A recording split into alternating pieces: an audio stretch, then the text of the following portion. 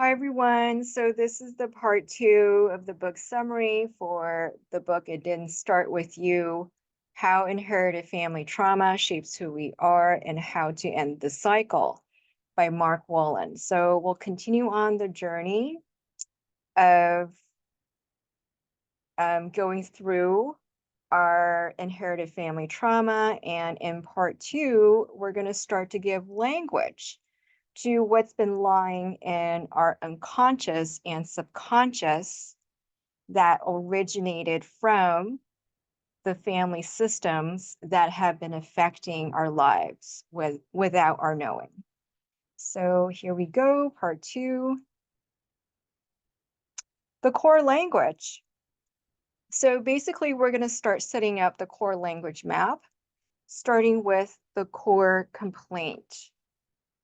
So to hear the core complaint in our everyday language, we look for the deepest thread of emotion in the fabric of the words we speak. We listen for words that have the strongest emotional resonance, could be debilitating fear, urgency, and pain. So examples are, why does everyone always leave me? Why am I not good enough? If I die, no one will remember me.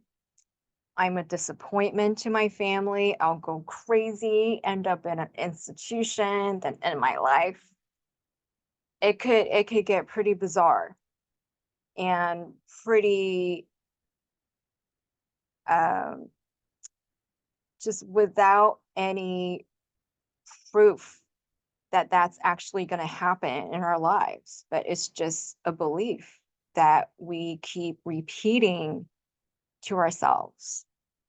So, an example in the book is this person started having claustrophobia and thoughts of, I can't breathe, I'm going to die at the age of 19. And turns out her father was also 19 years old when both of his parents and younger sister were in Auschwitz.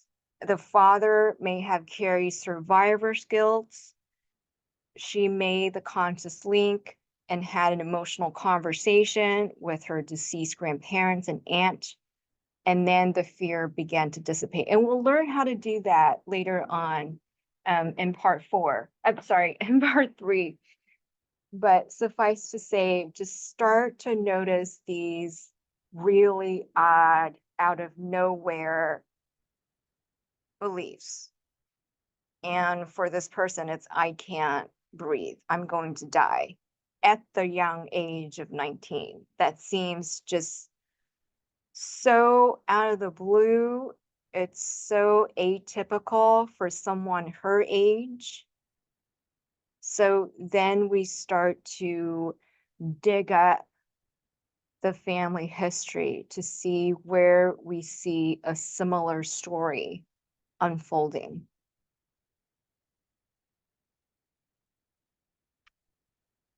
So here is the first written exercise. Investigating your core complaint. So get your pen and paper and your writing instruments out. You can just, get your pad, get your laptop. So number one, focus on the pressing problems in your life right now. It could be related to your health, your job, your relationship, any issue that disrupts a sense of safety. Just from my personal experience, chances are there's so many things that can disrupt our sense of safety, and it can happen in all arenas in our lives. It could be very, very far reaching, but just settle down and connect and see which one is the most pressing problem. And number two, what is the deepest issue you want to heal? Could be a problem or a symptom. Three, what do you want to see shift? Four, don't edit yourself. 5, write down what feels important to you. 6, write it down as it comes. Don't stop. Let the words flow. Number 7, if nothing arises, ask if the feeling or symptom or condition never goes away. What would you be afraid that could happen to you? 8, don't break until you've written down your most pressing concerns. So basically, this is a sort of a free form exercise just to spit things out from the back of your head. Um, so I actually take that back. Don't focus on just one thing right now. Just as write things down as the issues come, because that's what this exercise is about. Is just put as much as you can on the paper, and feel free, of course, to pause the video so that you can really concentrate on this exercise. So once you have that, now scan the page and see what jumps out. Also read aloud and listen beneath the storyline to see if a word suddenly pops out to you or suddenly alerts you. Like, oh, that seems out of the ordinary. That seems to be really different from how I consciously think of myself or think of the situation. Something that seems to really grab your attention. See what jumps out at you. Let me see if I put it in the slides. No, that's exercise 2. So I would recommend you to read the book for this, but Wolynn actually describes how he and Bert Hellinger used to do this, is that they would sort of not really focus on, or I think Bert Hellinger did this, where he would really not focus on the exact wording, exact sentence that his client is saying, but he would just sort of half close his eyes and not be so focused, but sort of just hang back a little bit and allow the client to say what they need to say. And then instead of him grabbing onto every word and trying to systematically figure out what is important or what is the message that lies beneath, he lets the importance, he lets the key word jump out at him. If that makes sense. I'm sure I'm not telling it correctly, but please read the book, look at this section to see how you can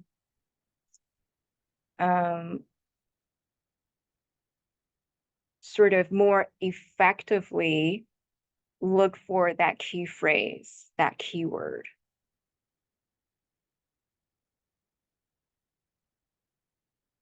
Okay, once you've done that, here's written exercise 2. 10 questions that generate core language. So jot down number 1, what was taking place in life when symptoms, problems first appeared? Number 2, what was going on right before it started? Number 3, what age were you when the symptom problem first appeared? Number 4, did something traumatic happen to someone in the family at the same age? 5, what exactly happens in the problem? 6, what does it feel like in its worst moments? 7, what happens right before you feel this way or have the symptom? 8, what makes it better or worse? 9, what does the problem or symptom keep you from being able to do? Or what does it force you to do?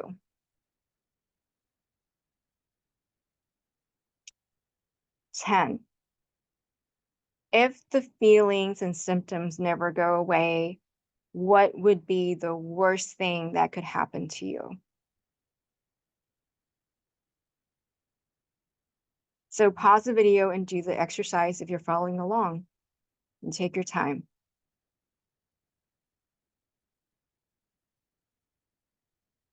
All right, so notice the following themes in the family. So this sort of, again, is sort of the hang back, observe your family, your extended family from a distance, even if it's just mentally observing them. See if there are languages that repeat, ages that repeat, events that repeat, emotions, behaviors, and symptoms that repeat. Our complaints, symptoms, problems can function as signposts that point us to the unresolved.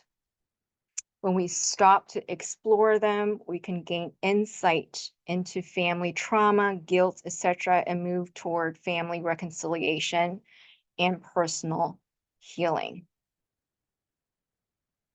Most of the times, we just want to push those problems away. We want to keep them in the unconscious and subconscious until one day, after everything, after trying everything, we still can't get to the life that we want. We still don't feel loved, or we still have this debilitating symptom, debilitating behavior, and we know we have to dig deep. That's when we're open, truly, truly open to these signposts, and we're truly appreciative of these signposts that allow us to figure out, that allow us to pinpoint what exactly is unresolved in the family system. So appreciate it instead of pushing it away. Appreciate it. Okay, and then chapter 7, the core descriptors. Here's written exercise number 3. Describe your mother. So you can start the sentence, my mother was blah, blah, blah. My mother was cold, distant. My mother was demanding, exacting, or my mother was warm, overbearing. My mother was ABC, XYZ, 1, 2, 3. And I blame my mother for blah, blah, blah.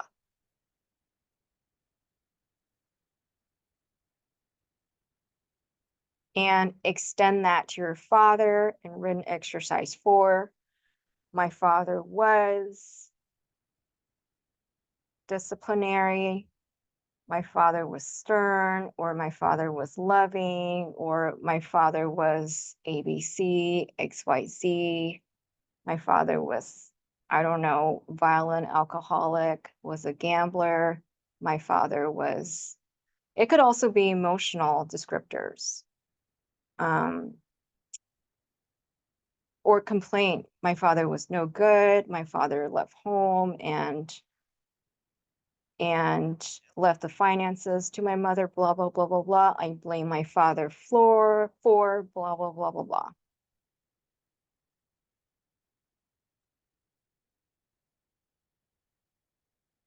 And now describe your partner, close friend, or boss in written exercise 5. My partner, close friend, or boss is,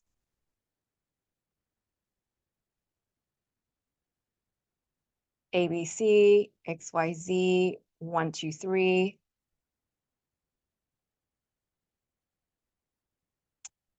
And I blame them for what?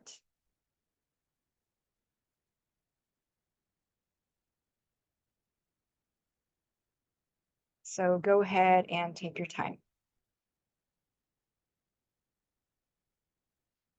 So here's some common descriptors from early break and mother bond. So your answer to number 3, exercise, could be mom was distant, emotionally unavailable, and critical. Or mom and I are really close. She's like my little sister that I take care of. Or it could be she would always push me away. She doesn't really care about me. Or I've never wanted children. I've never had the maternal feelings inside me.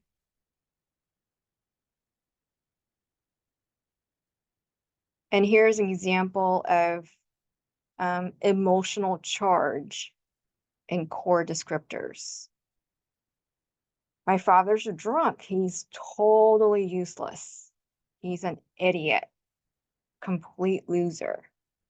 He was never there for my mom. He was abusive and violent. I have no respect for him. Notice the emotional charge. So by rejecting the father, this person basically tied himself to the father out of loyalty.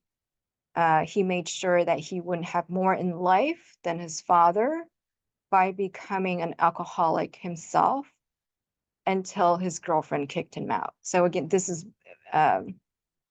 one of the examples in the book. And you can tell that it's almost like there is no blame, absolutely no blame for him feeling this way. We could absolutely empathize and sympathize for him feeling emotionally charged toward his father to a point of judging, blaming, rejecting the father. But the issue is that by doing so, he also ties himself to repeating the behaviors of his father that he rejected.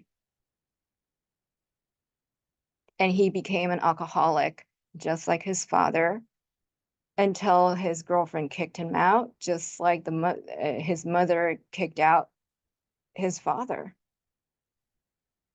And these generational traumatic cycles repeat without our consciousness. That's the point. We think that it is correct for us to reject a parent who has been so bad, who has been behaviorally so negative, abusive towards the family. The thinking in the past has been, of course, it's right for us to forgive and not forget. And yet, just can I say psychology is, or studies have shown, or clinical research, clinical experience, like Mark Wolynn's clinical observations, are telling us that by rejecting the parent, by resisting the traits of a parent, we actually allow that behavior to persist within us, or somehow allow it to persist in the family system. If not us, then through our offspring. Or we can relive that through our relationship with our spouse. and partners. Even if you don't have a spouse or partner, it can live through your relationship, your work relationships. Mind blown, right? Okay. When a parent is rejected, disrespected, one of the children will often represent that parent by sharing the rejected behaviors. In this way, the child makes themselves equal to the parent by suffering in a similar way. This is loyalty that extends into the next generation, as we just talked about. And your core descriptors point to where you may still have unresolved feelings toward your parents. And by softening towards our parents and dropping the story, we are more likely to halt the repetition of generational suffering. It's like the buck stops here. You can stop this cycle, or you can transcend this cycle and learn from it and allow the family system to flow with love again. The image you have of your parents can affect the quality of the life you live. And the good news is that this inner image, once revealed, can change, as Wolynn had said, through visualizations. You can't change your parents, but you can change the way you hold them inside you. And I've been learning from family constellations workshops that not only do you not want to change your parents, we actually want to truly love and accept them for who they are because they've absolutely done their best. And just from knowing that, we're able to change the way that we hold them in our hearts. We want to hold them dear in our hearts. The behaviors of the last generation, of the previous generation, generations beyond, especially the ones who have passed on, like we cannot change quote unquote linear history or the history that plays inside our heads. The Holocaust was the Holocaust. 9/11 was 9/11. And think about those who were perpetrators of the Holocaust, perpetrators, or the ancestors were perpetrators of 9/11. The truth is, we want world peace. We want world peace. And to carry such guilt and shame does not equal world peace. And there are people where we cannot call back and make amends face to face. That's why visualization and imagery is so, so powerful.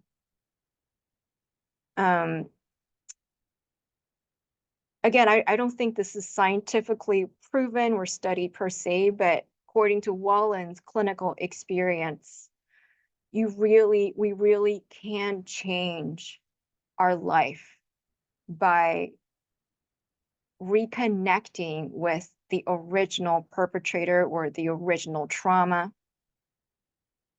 and re-imaging it in a way that is loving, that is healing. And we want to accept the people who were doing their best, even as perpetrators. I know that's really hard to get. So maybe it's not, I'm not going to go there, but just for the most of us who are working on more of a personal traumatic event versus the mass traumas, the mass tragedies. Most of us are working with the private traumas, even those where we want to be is to be able to hold the originator of the trauma, the originator of the Genesis event in our hearts, and know that they belong in the system too.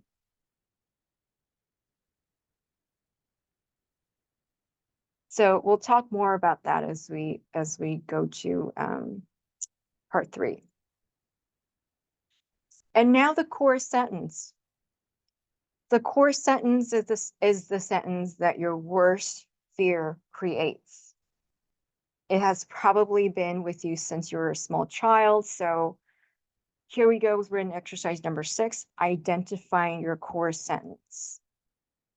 So jot down my worst fear.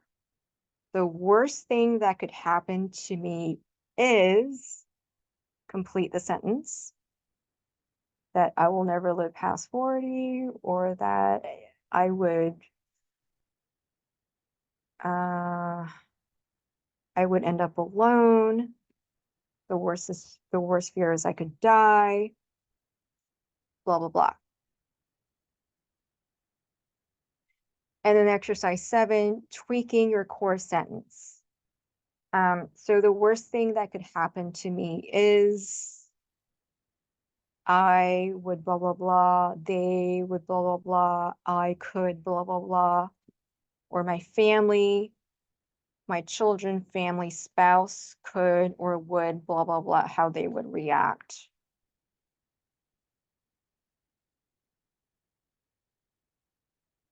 And exercise number 8, deepening your core sentence. My absolute worst fear is, absolute worst fear is blah.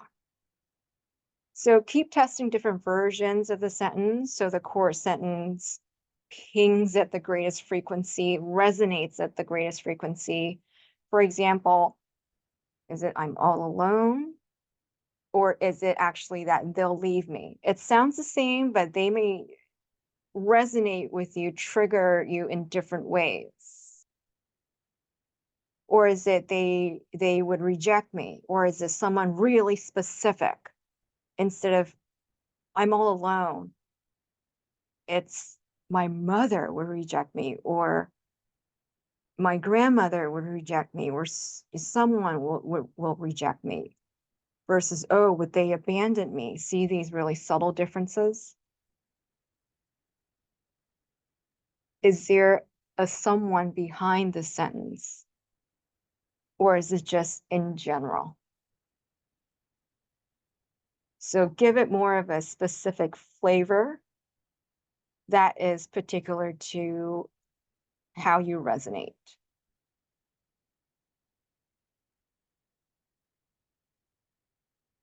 Okay, here is an example. This person's core sentence is, I need to die. And I think we'll revisit Zach's example in the next chapter, or the next chapters as well.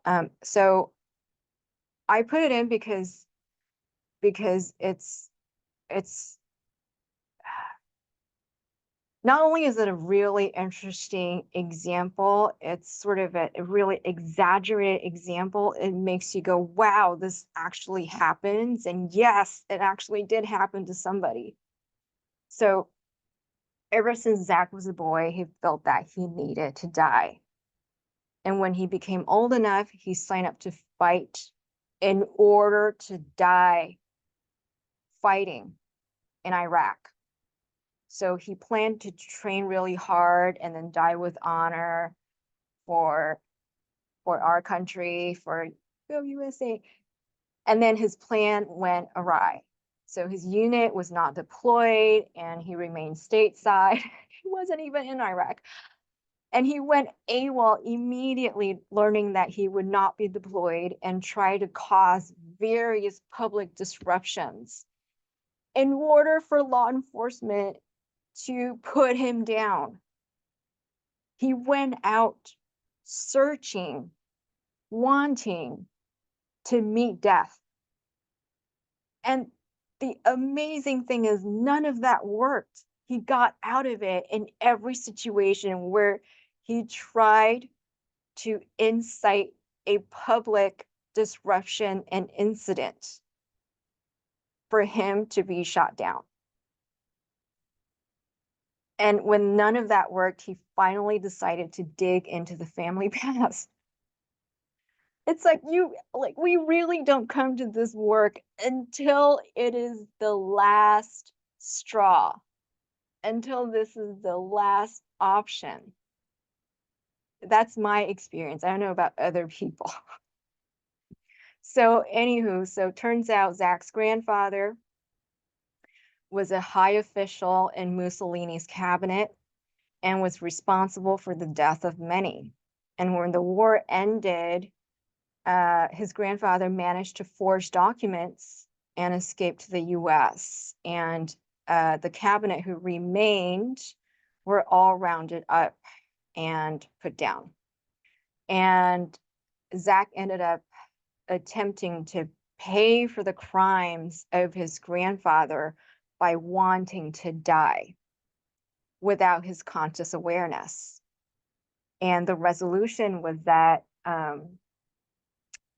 he was able to connect to his father in his mind's eye. And so pretty much bowing his head respectfully, hearing him say that Zach's need to die belonged with the grandfather and that the grandfather would deal with it. Zach can be at peace. So he imagined his grandfather making amends to people he harmed and resolving the issue on the other side.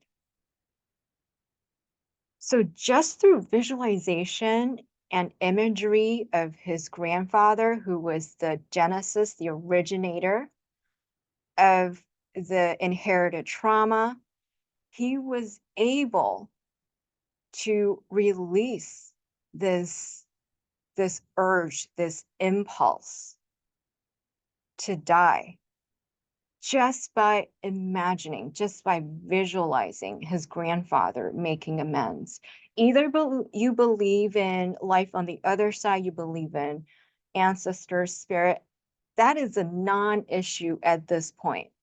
The point is, if you are, I'm going to spit it out, if you're desperate enough for this work, you will do whatever it takes so that you can move on with life because you deserve it. So give it a shot. For some people, for some people, it is really inching into the woo-woo, the woo-woo area where we're getting into superstition, where we're getting into some things that are just not kosher, not science based, not blah blah blah. But clinically it works. So for those who feel challenged by doing this work, I would just say try it because clinically it's been shown to work. So of course tread lightly at your comfort zone, at your comfort level, but give it a shot. And of course, we're going to learn how to do this in part 3. Okay. So acknowledging the family members behind your core sentence. If you have an idea of the original owner of your court sentence, visualize the person. Oh, are we doing this right now? I guess we're going to go into a little bit already right now. So that's great.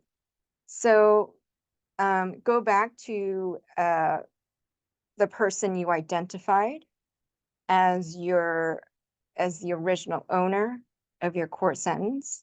Visualize the person. If you don't know who it is, imagine someone in the family who might have felt similar emotions. You don't need to know who it is. Visualize the people connected to the traumatic event. And you actually don't even need to know what the event is if you don't. And then bow your head and breathe deeply through your open mouth.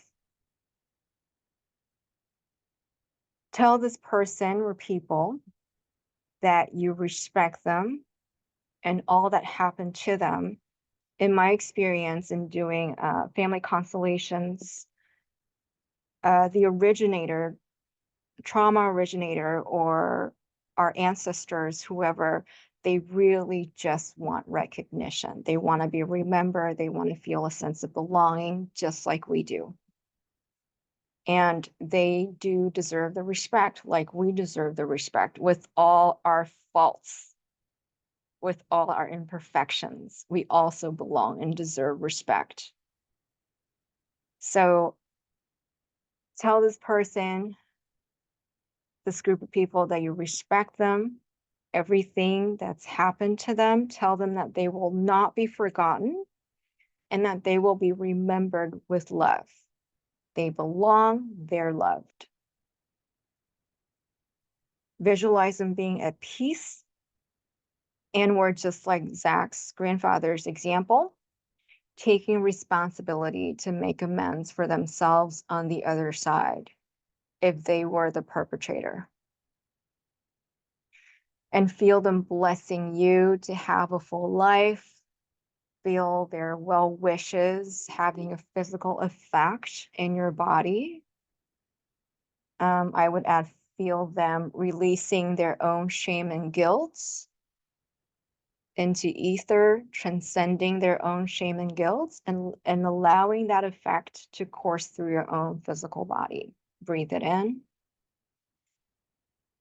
Feel the emotions of the core sentence leave you or transcend above you as you breathe out. And do this for several minutes until your body quiets.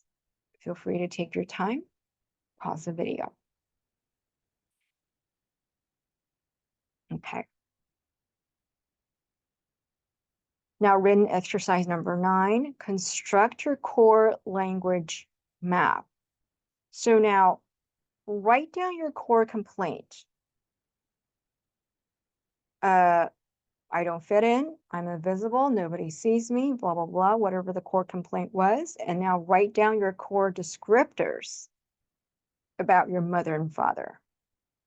Mom was blah, blah, blah, kind, fragile, caring. I blame her for blah, blah, blah.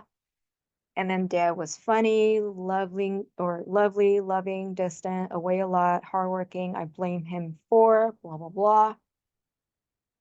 And write down your core sentence, your worst fear. I'll always feel alone and left out. If you've already written them down, just, like underline, circle the big ones that are popping out. So with the core language, now we construct the core trauma in your family. So we're just tying the core complaint, core descriptors, core sentence together to form the core trauma, to really get at the storyline of the cycle of trauma that's been running in the family.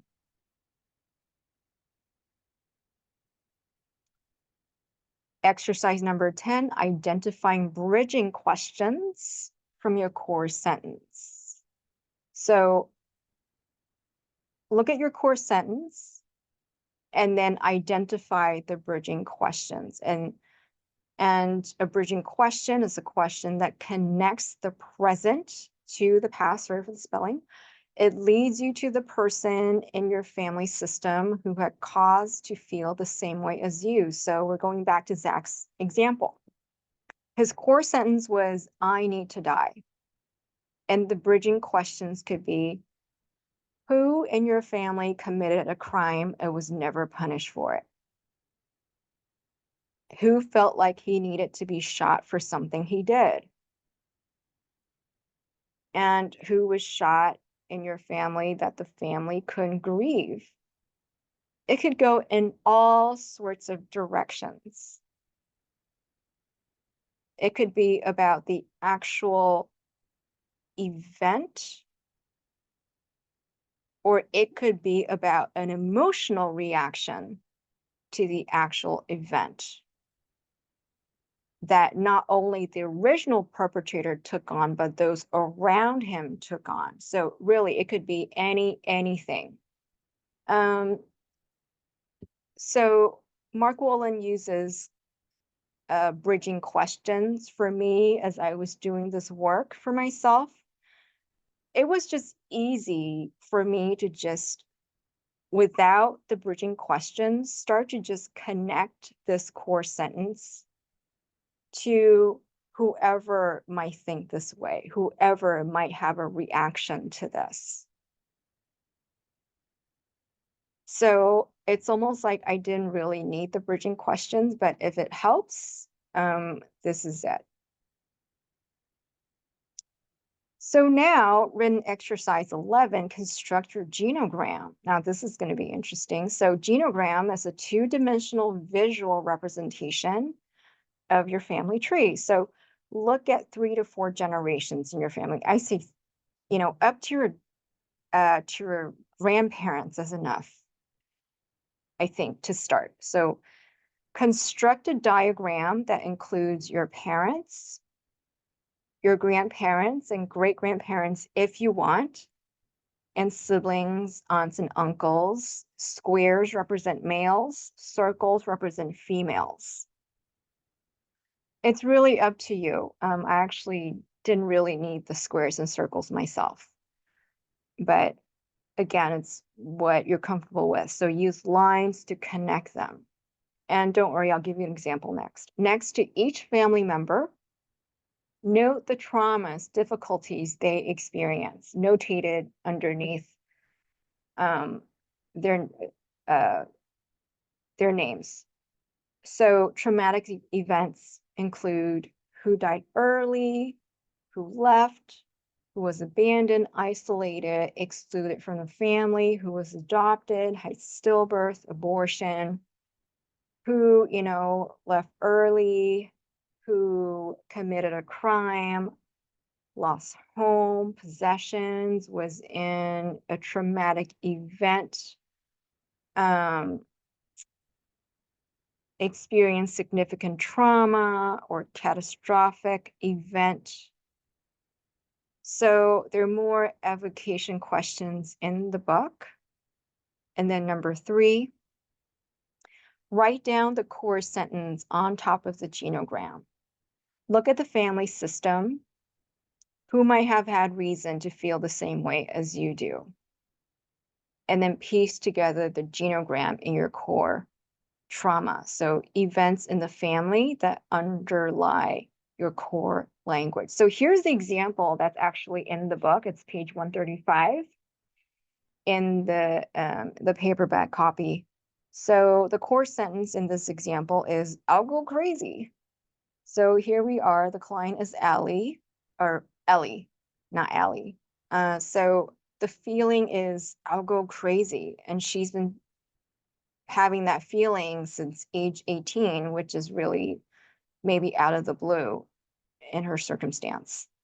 And then you create the genogram, her mother, father with the square, and then grandfather, grandmother on the mother's side, and then up and up and up. So for her, she traced it all the way back to the great grandmother. So it turns out for her great grandmother at age 18, she accidentally started a fire that killed her newborn infant. So you can see that the infant of Ellie's great grandmother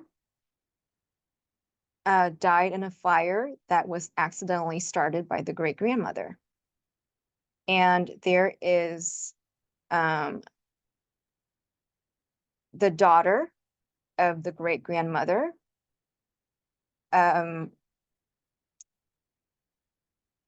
me see. Yes. And then there's her grandmother. So the great grandmother had a son who died and 2 daughters.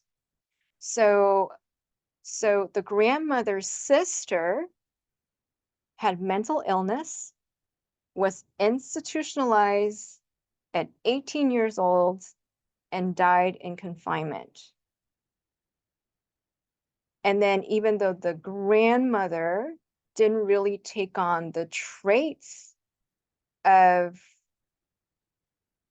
her sister, the grandmother wouldn't talk about her family. And then the grandmother had Ellie's mother, and the mother had postpartum depression. And then now back to Ellie, she's been feeling like she'll go crazy at age 18. So connecting Ellie back to her grandmother's sister being institutionalized at age 18 and died in confinement, and her great-grandmother, who at age 18 accidentally started a fire that killed her firstborn. So you see the trauma being passed down, even though it seemed like the grandmother was able to not take on any behavioral traits, any beliefs, limiting beliefs of the great-grandmother, but it did skip down to the mother and Ellie herself. So you're going to construct a genogram that is something like this, based on a core sentence that generations seem to share, and it could skip a generation, like with Ellie's case and her grandmother. So go back as far as you can, and you can also do this for your father. If your core sentence has more to do with your father, then explore that. I would explore both sides and see what you end up with. And you can totally Google this. There's so many examples of genogram online. A lot of therapists' websites, family constellations websites will have a lot of examples for you to look at. Again, this book has been around since 2017, so a lot of people have had experience doing these exercises, and you can find examples and help with it online. Just a lot of information out there for you to use. Okay. Okay, so this is the end of part 2. We'll go into part 3 in the next segment, which now we really want it. Now that we have our core trauma, we have the main storyline that's been affecting the generations, been affecting the family system. We're going to start to try to reconcile with it, to heal it in a loving way, so that we bring ourselves back to a loving equilibrium with the family. And so that we're able to release these beliefs, release the behaviors, release the fixations, release the emotions that have been affecting our lives negatively. Okay, so I'll see you guys in part 3. Namaste.